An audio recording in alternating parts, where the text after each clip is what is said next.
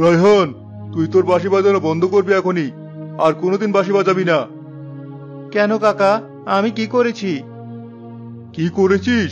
তোর বাঁশির সুরেই বাঘ আমাদের গ্রামে আসছে প্রতিদিন, গায়ের সব পশু পাখি মেরে ফেলছে। আমরা সবাই ভয়ে মরে যাচ্ছি, তোর জন্য আমাদের জীবন আজ বিপদে। ফজলু, থামো। এভাবে একটা নিষ্পাপ ছেলেকে দোষ দিচ্ছ কেন?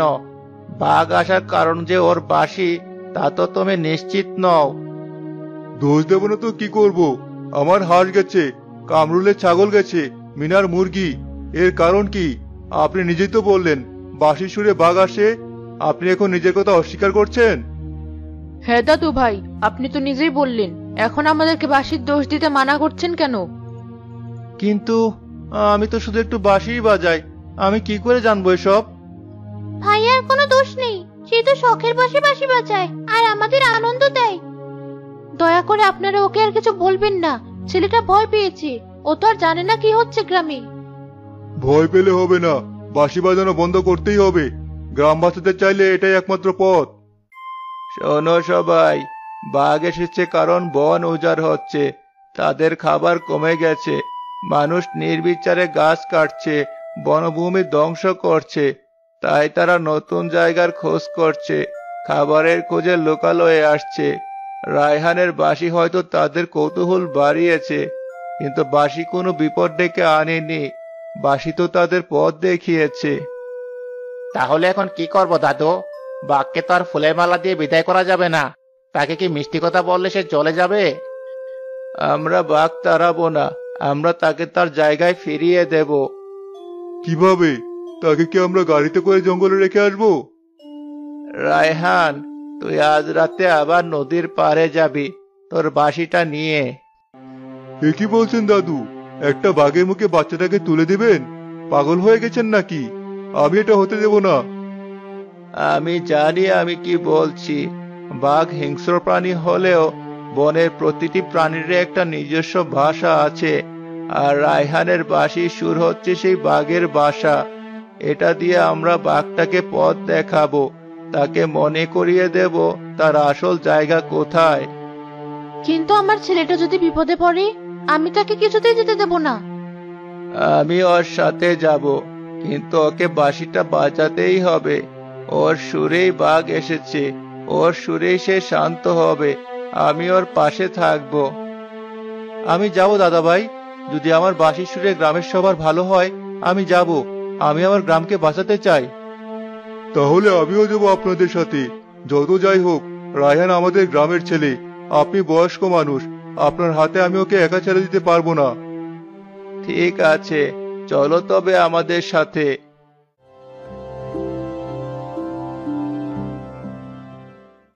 গভীর রাতে দাদা ভাই রায়হান এবং ফজলু কাকা টর্চ লাইট হাতে নদীর পাড়ে গিয়ে দাঁড়ায়।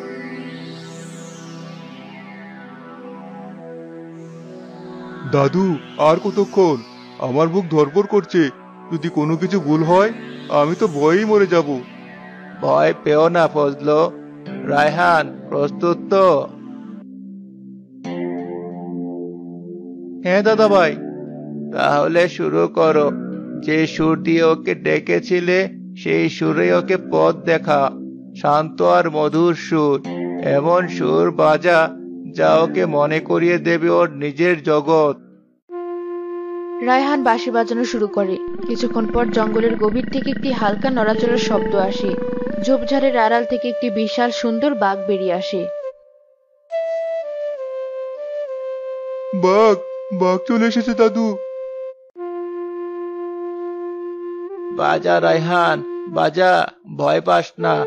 বাঘটা তোর থেকে মাত্র কয়েক হাত দূরে এসে থমকে দাঁড়িয়েছে। রায়হান, এবার একটু একটু করে থাম। আর ফজলু, এবার তুই ধীরে ধীরে বাঘের উল্টো দিকে হেঁটে যা। তোর হাতের টর্চ লাইটের আলোটা মাটির দিকে ধর। বাঘ যেন আলোটা অনুসরণ করে, ওকে ওর নিজের পথ দেখিয়ে দে। ফজলু কাকা টর্চ লাইটের আলো মাটির দিকে ধরে ধীরে ধীরে জঙ্গলের অন্য দিকের পথে হেঁটে যায়। রায়হান বাঁশির সুর একটু একটু করে কমিয়ে আনে, তারপর একেবারে বন্ধ করে দেয়।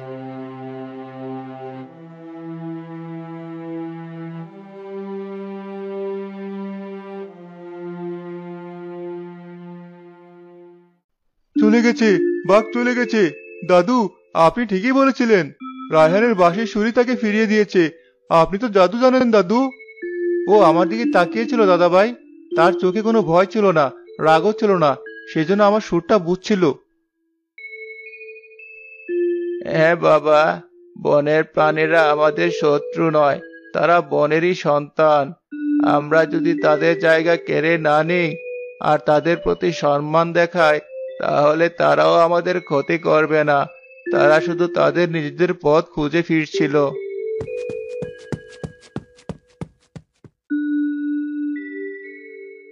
সৃষ্টিকর্তা বাঁচিয়েছেন আমার ছেলেকে। আমি তো ভয়েই মরে যাচ্ছিলাম। তুমি বাঘটাকে তাড়িয়ে দিয়েছো ভাইয়া।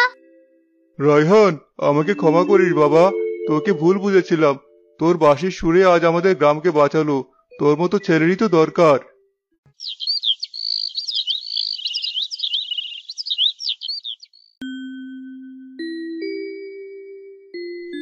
ভাবতে পারিনি এমনটা হবে। দাদুভাইয়ের কথাগুলো কতটা সত্যি ছিল। বাঁশির সুর দিয়ে বাঘকে ফিরিয়ে দেওয়া, এ তো রূপকথা। আমার তো এখনো বিশ্বাস হচ্ছে না বাঘ বাঁশির সুরে ফিরে গেল। আমার মনে হচ্ছে আমি স্বপ্ন দেখছি। আমি সব জানতাম। আমি তো রাতেই স্বপ্ন দেখেছিলাম বাঘ ফিরে যাচ্ছে। এই রায়হান ছেলেটা তো আসলে জাদুকর। ওর বাঁশিতে জাদু আছে। আমরা সবাই মিলে একটা ভুল করছিলাম। আমরা ভেবেছিলাম বাঘ মানেই বিপদ। কিন্তু দাদুভাই আর রায়হান আমাদের বুঝিয়ে দিল প্রকৃতিকে বুঝতে হয়, সম্মান করতে হয়। বনের প্রাণীরাও আমাদের পৃথিবীর অংশ।